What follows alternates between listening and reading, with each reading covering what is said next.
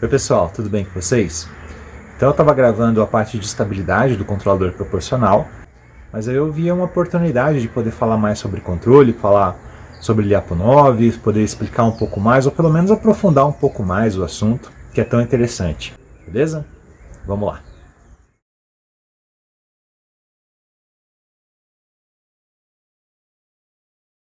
Muito bem, nós chegamos então numa parte crucial, importantíssima para o nosso robô, que é quem vai decidir se esse robô vai funcionar ou não, que é justamente a análise de estabilidade dessas equações em malha fechada que nós desenvolvemos. Tudo bem?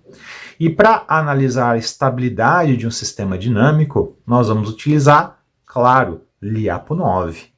E Lyapunov nos diz o seguinte: se nós temos um sistema e aplicamos nesse sistema uma determinada função, esse sistema será estável se esta função for definida positiva, ou seja, ela vai ser positiva em todos os pontos, menos na origem, né, menos no zero, tudo bem? Onde lá ela vai ser zero, e as suas velocidades, ou seja, né, a sua derivada temporal, tem que ser definida negativa, ou seja, negativa em todos os pontos e zero, claro, na origem. Nós podemos dizer ainda mais. Se a velocidade for sempre negativa, o que vai acontecer é que o sistema sempre vai ser levado para a origem. Então, o que a gente chama de sistema assintoticamente estável. Se a velocidade desta função, então, é nula, então o que vai acontecer é que o sistema vai ficar ali orbitando, não é, o ponto de interesse, e ele não vai embora, mas também não converge para o ponto de interesse. Então, ele vai ficar ali preso nessa região. Segundo o Lyapunov, isso também é um sistema estável. E se essa velocidade é positiva, isso quer dizer que o nosso sistema é levado para longe do ponto de interesse.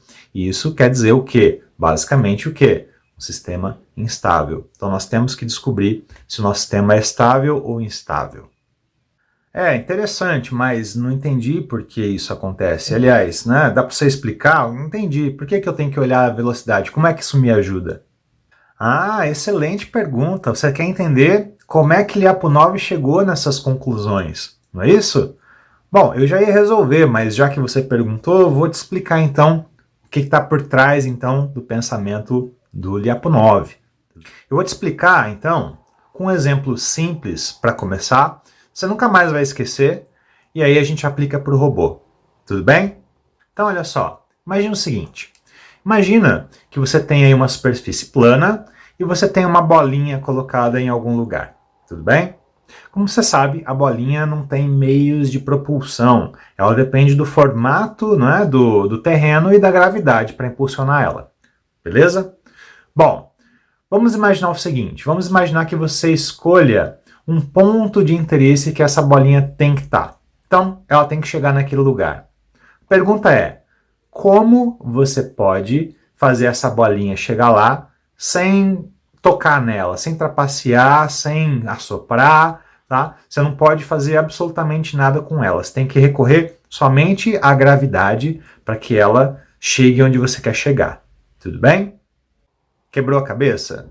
Bom, e se eu te der um meio de você manipular o terreno? E se eu te der uma pá? Então, eu vou te dar uma pá para você poder manipular o que está acontecendo aí. O que você faria? Excelente decisão. Então, você cavou um buraco, cujo fundo do buraco é o ponto onde você gostaria que a bolinha chegasse, não é isso?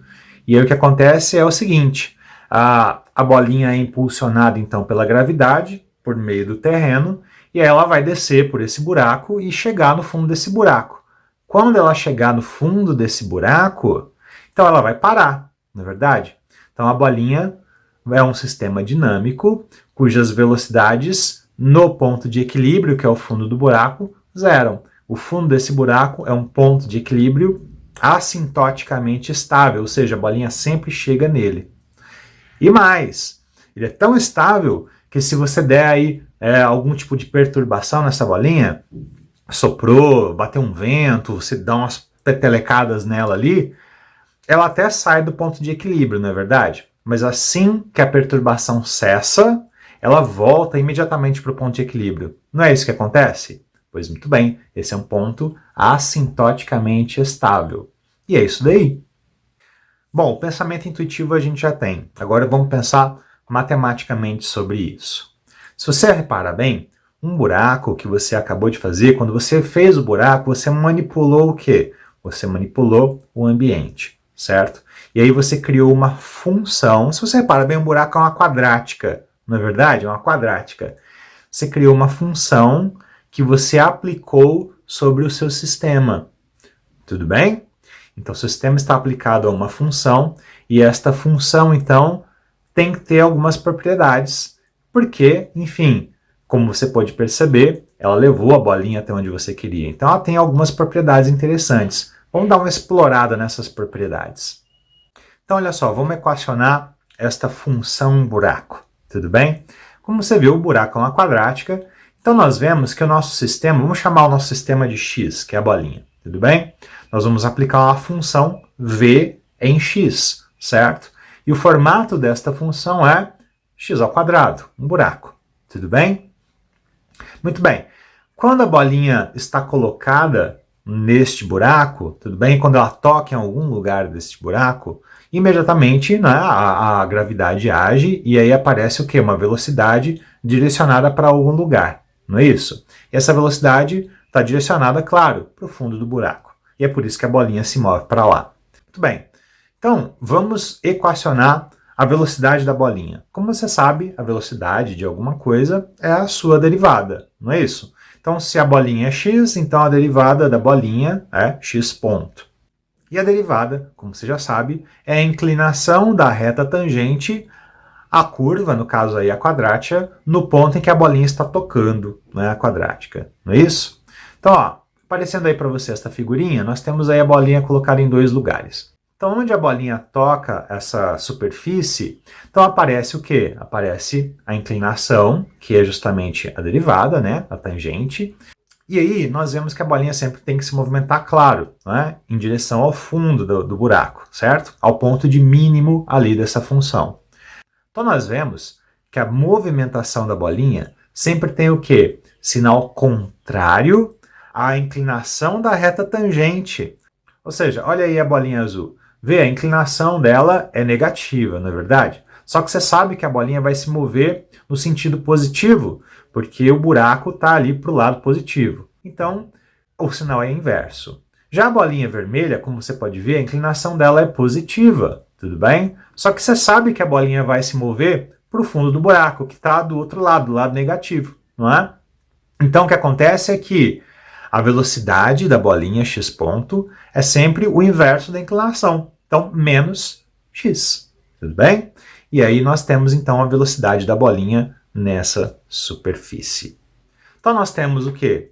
A superfície aplicada ao sistema, v de x igual a x ao quadrado, e temos a bolinha se movimentando nessa superfície e a sua velocidade, x ponto igual a menos x. E nós obtivemos isso observando o que de fato acontece, não é verdade? Por isso nós fizemos o experimento mental ali de cavar o buraco e ver a bolinha indo para o fundo do buraco. E aí Lyapunov pensou assim, bom, deixa eu dar uma olhada como são as inclinações, né, as velocidades dessa superfície, conforme o tempo passa, claro. Então o que aconteceu é o seguinte, ele calculou a derivada temporal dessa superfície. E a derivada temporal da superfície sai pela regra da cadeia. Conforme você pode ver, são essas duas parcelas, não é verdade? Muito bem. Agora você vai reconhecer o seguinte, essas duas parcelas são o quê? São duas parcelas muito especiais. E foi aí que ele teve a grande sacada dele. A primeira parcela é justamente o gradiente dessa função. E o gradiente tem propriedades muito especiais. Nós já vamos falar dele. E a segunda parcela é justamente o quê? A velocidade da bolinha, que nós já sabemos ali qual é. E se você reparar bem, são dois vetores se multiplicando, de maneira que eles produzam um escalar. Olha só, isso daí nada mais é que o produto interno, o produto escalar entre dois vetores. E afinal de contas, geometricamente, o que é esse resultado, esse número que essa multiplicação vetorial nos dá? Bom, o produto interno, o produto escalar, nos dá o valor da magnitude da projeção de um vetor no outro. Então, se nós temos um vetor e projetamos ele no outro, esta magnitude nos é informada justamente pelo produto interno. E mais, não é? Dependendo do ângulo entre os dois vetores, essas situações podem mudar bastante. Tudo bem? Então, a grande sacada do Lyapunov foi justamente ter percebido que, por causa da regra da cadeia, aparecem esses dois vetores e a relação deles é quem vai indicar se o sistema é ou não é estável. Bom, antes de falar especificamente do nosso caso, eu montei um videozinho aqui para a gente ver como o produto interno funciona, tudo bem? E é esse daí que vai te dar um insight que o Lyapunov teve. Então, olha só, vão ter dois vetores e eu vou variar o ângulo entre eles. E vou mostrar a todo momento a projeção de um no outro. Eu quero que você conclua comigo algumas coisas, tudo bem? Então, veja só, tem dois vetores e começo a variar o ângulo entre eles. Enquanto os dois vetores estão do mesmo lado, a projeção é positiva. Quando o vetor passa para o outro lado, não é verdade? Então, a projeção muda de quê? De sinal. E claro, o caso especial é quando a gente está em mais ou menos 90 graus, que é quando a projeção dá zero, não é verdade? E aí, ó, quando o vetor volta para o mesmo lado, a projeção passa a ser positiva de novo. Então perceba o seguinte, a projeção, ou seja, produto interno entre dois vetores, nos dá o quê? Uma relação de ângulo entre eles e, inclusive, nos diz se eles estão do mesmo lado ou se eles estão de lados opostos, não é verdade? Porque nós podemos ver isso por meio do sinal dessa projeção. Inclusive, ela nos diz se eles estão em 90 graus um do outro, porque aí a projeção é o quê? É só um pontinho, não é verdade? O pontinho tem dimensão zero, por isso que dá zero, não é? Não há projeção alguma, não é verdade? Então, por meio da projeção, nós podemos perceber se dois vetores estão do mesmo lado, estão 90 graus entre si, ou estão lá em lados opostos. E foi justamente essa relação geométrica que causou aí uma ideia genial no Lyapunov, ou seja, ele percebeu como descobrir se um sistema é estável ou não por meio disso. Veja bem, vamos então analisar o que nós temos em mãos, o que Lyapunov tinha em mãos, que são justamente esses dois vetores, o gradiente e a velocidade. Vamos pensar um pouquinho sobre eles e quais são as propriedades deles. Vamos pensar no gradiente. O gradiente é um vetor muito especial. Veja bem, o gradiente, além de ser a inclinação da reta da superfície tangente à curva que nós temos, ele também tem então uma propriedade muito ímpar. Ele sempre vai nos dizer qual é o sentido de maior crescimento possível em uma função. Veja bem, ele nos dá uma direção, tudo bem? E um sentido. Pensa no gradiente como se ele fosse uma bússola dessas que sempre aponta para o norte, claro, não é? Veja bem, se você tiver uma bússola em mãos, em qualquer ponto do planeta que você tiver, você olha para ela e você sabe onde é o norte, não é verdade? E aí, sabendo onde é o norte, você pode decidir para onde você quer ir, norte, sul, leste, oeste. Mas o importante é, a bússola sempre aponta para uma direção específica, não é? O norte do planeta. Veja bem, o gradiente tem uma propriedade similar, que é, dependendo em qual ponto você estiver dessa superfície, ele sempre vai apontar para a direção e para o sentido de maior crescimento desta função. Significa que, se você estivesse em cima dessa superfície, não é? E você tivesse uma bússola chamada gradiente, ao olhar para o gradiente, você sempre saberia o quê? Né? O sentido de maior crescimento dessa superfície. E se você caminhasse sobre essa superfície no sentido do gradiente, então você estaria o quê? Subindo, sempre subindo, não é? Ou seja, sempre aumentando o seu valor, maior crescimento. Por um outro lado, se você andasse no sentido exatamente oposto ao do gradiente, você estaria o quê? Descendo, sempre descendo, não é verdade? Tem até uma técnica de otimização que utiliza justamente esse princípio chamado gradiente descendente. E é isso que ela faz. E nós vamos usar o gradiente descendente mais para frente, tudo bem? Mas o importante é que você tenha já esse insight geométrico já com você. O importante é saber os fundamentos, tudo bem? Sabendo os fundamentos, todo o resto fica simples. E agora, vamos pensar na velocidade. A velocidade também é o quê? Uma reta tangente a uma curva. A velocidade é a reta tangente à curva de deslocamento de um sistema. Se o sistema se move por aí, a velocidade é justamente o quê? A inclinação da reta tangente. Tudo bem? E a velocidade tem justamente a propriedade de nos dizer para onde o sistema está indo. Não é verdade? Não é? Se você tem uma velocidade, você segue a velocidade, não é? Ou seja, se você integra a velocidade, você tem justamente o quê? Posicionamento, ou seja, por onde, não é, o sistema está passando. Não é isso? Então a velocidade tem a propriedade de nos dizer para onde o sistema irá caminhar. Então vamos lá, mas eu acho que você já percebeu.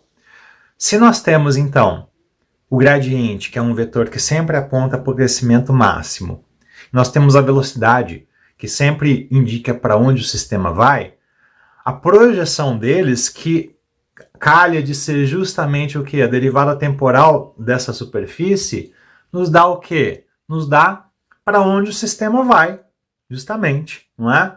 Ou seja, se a projeção ela é positiva, significa que a velocidade está do mesmo lado do gradiente. Então a velocidade vai levar o quê? O nosso sistema para o mesmo lado do gradiente, e o que vai acontecer é o seguinte: nós vamos subir, subir, subir, subir nessa superfície.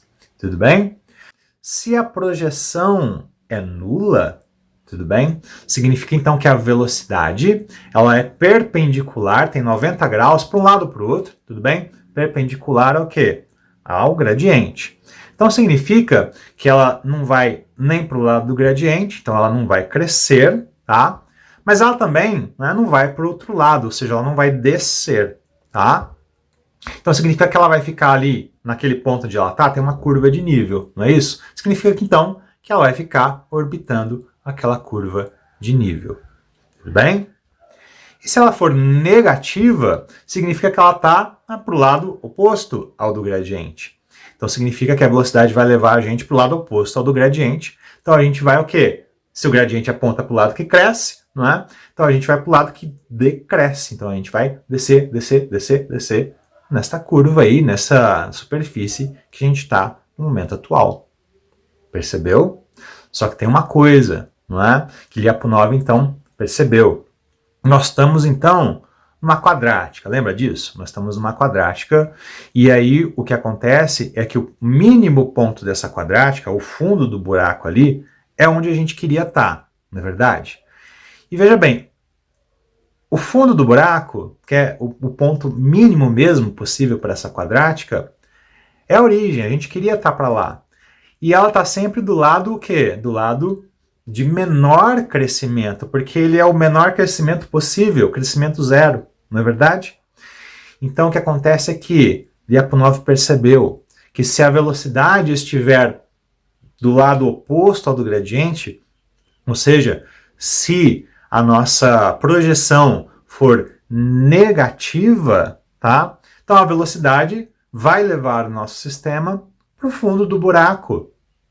Lyapunov ainda considerou que se o sistema ficasse orbitando, ou seja, né, a projeção igual a zero, o que ia acontecer é que o sistema não ia embora. Né? Tudo bem, ele não ia para o fundo do buraco, mas ele não ia embora, ele ia ficar próximo ali, para sempre, não é isso? Então ele incluiu isso também na região que ele chamou de região de estabilidade. Ou seja, o sistema é estável se ele fica próximo e nunca vai embora, ou se ele vai diretamente para o ponto. E é isso que Lyapunov percebeu, e essa foi a grande patada de genialidade que ele teve. E isso daí transformou o mundo, porque isso daí deu início ao quê? Ao controle que nós temos hoje em dia. Tudo bem? E bom, já percebemos matematicamente então o que acontece. Agora vamos finalizar então esse exemplo da bolinha matematicamente falando, só para a gente terminar então essas continhas aí. Então olha só, Nós temos aí a equação da superfície, nós temos a velocidade da bolinha do sistema e vamos calcular então a derivada temporal da superfície, tudo bem? E aí nós temos que a regra da cadeia, então é o gradiente vezes a velocidade. Então o gradiente, né, de x ao quadrado vai dar o quê? 2x, não é verdade? Então multiplicando isso daí pela velocidade, que é menos x, vai dar menos x ao quadrado, não é verdade? Vamos analisar agora então por que a bolinha sempre desce para o buraco, tudo bem? Olha só, x ao quadrado é sempre positivo, não é verdade? Exceto em zero, não é isso? Tá? Só que o menos 2 multiplicando o x ao quadrado sempre vai tornar isso o que então? Negativo, não é isso? Exceto no zero, claro. Sempre vai ser negativa esta projeção. Então, se a projeção é sempre negativa, significa, geometricamente falando, que a velocidade está sempre do lado contrário ao do gradiente. Então, significa que a velocidade vai levar o quê? A gente sempre na direção oposta ao do gradiente. E o gradiente sempre indica o máximo crescimento, então nós vamos sempre para o lado que menos cresce, ou seja, para o lado de menor crescimento, que é onde está justamente o buraco, né? E aí a gente sempre vai descer para o buraco nesse caso aí. Tudo bem? Bom, eu espero que você tenha gostado desse insight geométrico no que Lyapunov percebeu, na verdade, não é isso? Então vamos fazer agora uma correlação com o robô? Então, de um lado nós temos a bolinha, de outro lado temos o robô. Vamos fazer a correlação desses dois mundos? Bom, a bolinha não tem capacidade de propulsão, não é verdade? Ela depende da gravidade e do formato do terreno para se mover. Bom, o robô já tem uma maneira de propulsão, que são as suas rodinhas, tudo bem? Então o robô não tem necessidade de modificação do terreno para que ele se mova por aí. Então, no caso, nós temos que a gravidade, né, está para a bolinha, assim como as rodas do robô estão para o robô. São os dois aqui que produzem as velocidades desse sistema. Tudo bem? Bom, no caso da bolinha, quando nós cavamos o buraco, o que nós fizemos foi o quê? Envolver o sistema por meio de uma função. Não é verdade? Bom, e no caso do robô? No caso do robô, nós tínhamos o robô em malha aberta, e o que nós fizemos ao fazer a realimentação foi envolver o quê? O nosso sistema robô por meio de uma outra função, que é a função malha fechada. Tudo bem? Então, para os dois aqui nós temos o sistema envolvido por uma função. Essa função, na verdade, vai fazer o papel de uma superfície. Então, nós temos que garantir que essa superfície produza velocidades de modo que as velocidades levem o quê? O nosso sistema para onde nós queremos, no caso, para o ponto de equilíbrio. Não é isso? Bom, no caso do robô foi uma manipulação física essa superfície, a gente realmente foi lá e cavou um buraco. No caso do robô, não precisa manipular fisicamente o terreno, porque ele tem condições de se locomover, gerar suas próprias velocidades. O que nós precisamos é que as velocidades do robô sejam geradas da mesma maneira que as velocidades da bolinha foram geradas, ou seja, nós temos que enganar o robô e fazer ele pensar que ele é uma bolinha num buraco. Tudo bem? O que acontece é o seguinte, o formato da nossa lei de controle tem que produzir velocidades de tal maneira que elas sejam geradas no mesmo caso da bolinha. Então, a lei de controle que nós estamos gerando tem que gerar velocidades que sejam aí, né, da direção oposta ao do gradiente. No fundo, é isso. E aí, então, que entra a nossa análise de estabilidade do robô. Ou seja, está aí a nossa equação. Essa equação já é o que? A projeção, né, a derivada temporal, lembra? Foi calculada por meio da regra da cadeia, ela já é a derivada temporal, então, né, nós temos que garantir que ela sempre seja o quê? Né, definida negativa, tudo bem? Bom, pessoal, fazer uma análise de um sistema não linear, de fato, é muito difícil, dá muito trabalho. E ela, na verdade, é uma análise para todos os pontos de equilíbrio, para os infinitos pontos de equilíbrio. Mas, na verdade, nós não precisamos fazer isso. Não nesse caso. Por quê? Porque nós estamos interessados em apenas um ponto de equilíbrio, que é justamente a origem. Não é verdade? Então, ao invés de fazer uma análise global para todos os pontos de equilíbrio, todos os pontos possíveis, nós vamos fazer uma análise só para o ponto que nós queremos. Nós vamos fazer uma análise não global, mas uma análise local. Ora, e como é que se dá essa análise? Ora, por meio da linearização, tudo bem? Então, o que vai acontecer é que a linearização, como você já sabe, é o sistema que é a reta tangente à curva em um determinado ponto, não é? Olha essa figurinha aí. Então, nós temos que um sistema não linear, tudo bem? E temos um ponto de interesse, e aí temos um sistema linearizado, que é a reta tangente à curva, tudo bem? Bom, claramente, os dois são muito diferentes uns dos outros, exceto no ponto de interesse. Porque como o sistema linearizado é a reta tangente à curva, ela toca a curva naquele ponto e só naquele ponto. Então, naquele ponto, os dois são iguais. Claro, depois disso são diferentes, tá? Mas ainda assim, dá uma olhada nessa bolinha no entorno aí, não é? Do nosso ponto de interesse. Se você reparar bem, tá? Fora dessa bolinha, claro, os dois são muito diferentes. Mas dentro dessa bolinha, até que os dois são bem parecidos, não é verdade? Claro, não são iguais não, mas são muito parecidos. E o tamanho dessa bolinha vai variar, claro, de sistema não linear para sistema não linear. Ela pode até ser grande, dependendo, mas pode ser muito pequenininha, tá? O que interessa é, no entorno do ponto de interesse, o comportamento do sistema não linear e o comportamento do sistema linearizado são muito parecidos. E nós podemos usar, então, o sistema linearizado para concluir acerca desse entorno do ponto de interesse. E só ali. Por isso que essa é uma análise local, tudo bem? Mas como nós estamos interessados nesse ponto aí mesmo, não é? Vamos fazer isso dessa vez, que vai facilitar muito a nossa vida. Bom, e como a gente lineariza um sistema? Bom, a gente usa aí, né, série de Taylor e despreza aí os termos de ordem quadrática e em diante. A gente fica só com o termo de ordem 0 e termo de ordem 1. E nós temos aí um sistema linearizado. Tudo bem? Como é que nós vamos linearizar o sistema? Bom, se ele for de uma única dimensão, é a derivada logo de cara. Se ele for uma equação com várias variáveis, né, multidimensional, então é o gradiente. E se for um sistema multidimensional, ou seja, várias equações com várias variáveis, que é o caso do nosso robô, tudo bem? Então a extensão disso é o jacobiano, tudo bem? Então derivada, gradiente jacobiano, no fundo, são todos a mesma coisa, tá? Bom, mas como é que a linearização nos ajuda, afinal de contas? Ela nos ajuda da seguinte maneira. Nós temos agora não mais um sistema não linear para analisar, mas um sistema linearizado, tudo bem? E sistemas lineares, dinâmicos no caso, né? Nós temos muitas ferramentas de análise, tudo bem?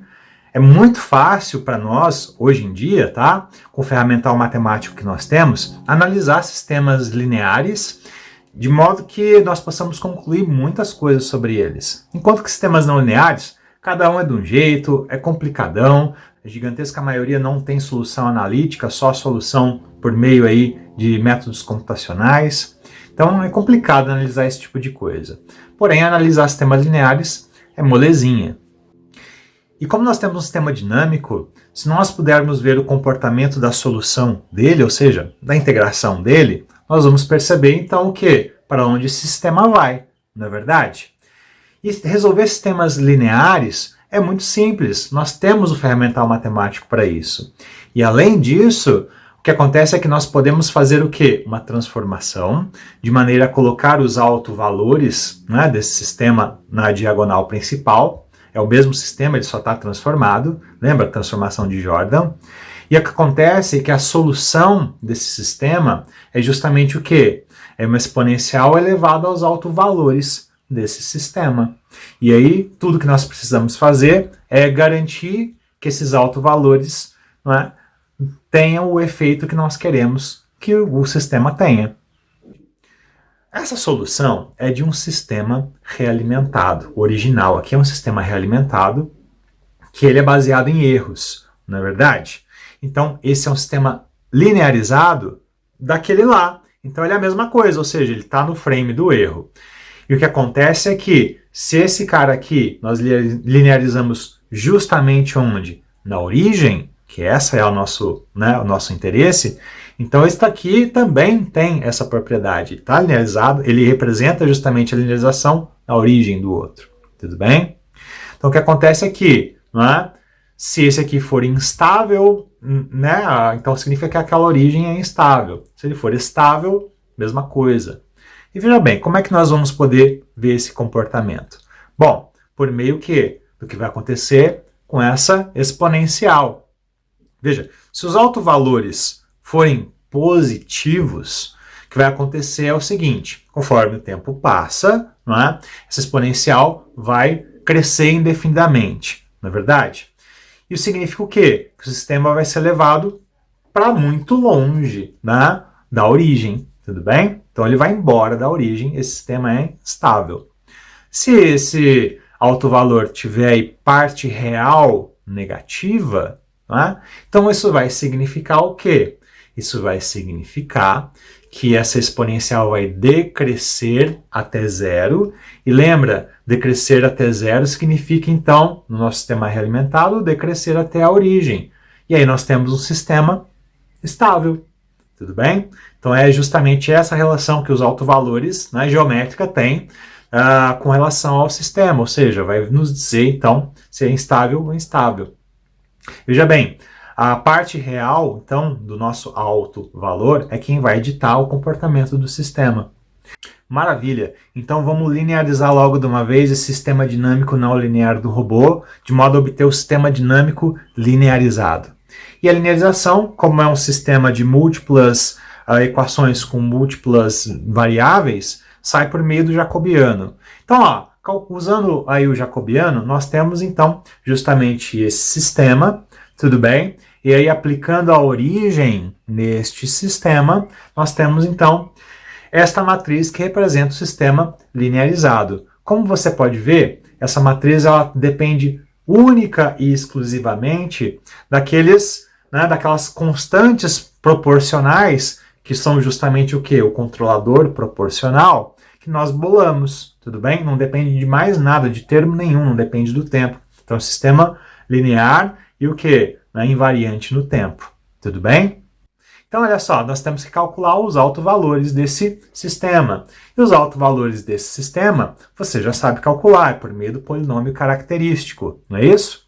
Então, o polinômio característico é dado pelo quê? Pelo determinante, então, dessa equação. E são esses 3 autovalores, tudo bem? Então, se nós analisarmos esses 3 autovalores, nós temos que descobrir quais são as relações que o K-ρ, K-alfa e o K-beta precisam obedecer. Então, analisando cada um desses autovalores, eu vou colocar aqui na tela para você, mas depois eu peço que você faça na mão, tudo bem? Faça você mesmo na mão. Tenho certeza que você vai ganhar muito fazendo essa análise, tudo bem? Mas então, nós vemos que para que esses autovalores todos tenham parte real negativa, K-ρ tem que ser maior que zero, K-alfa tem que ser maior do que K-ρ e o K-beta tem que ser menor que zero. E é isso, tudo bem? Se nós garantirmos essas condições, nós vamos ter garantido então que o nosso sistema seja estável, tudo bem? E isso deve garantir então que o nosso robô vá para a origem, ok? Bom, pessoal, então esses foram os tópicos sobre Lyapunov. Eu espero que tenha valido a pena para você conhecer um pouco mais sobre estabilidade. E então, eu espero que você tenha gostado e até a próxima. Valeu, tchau, tchau.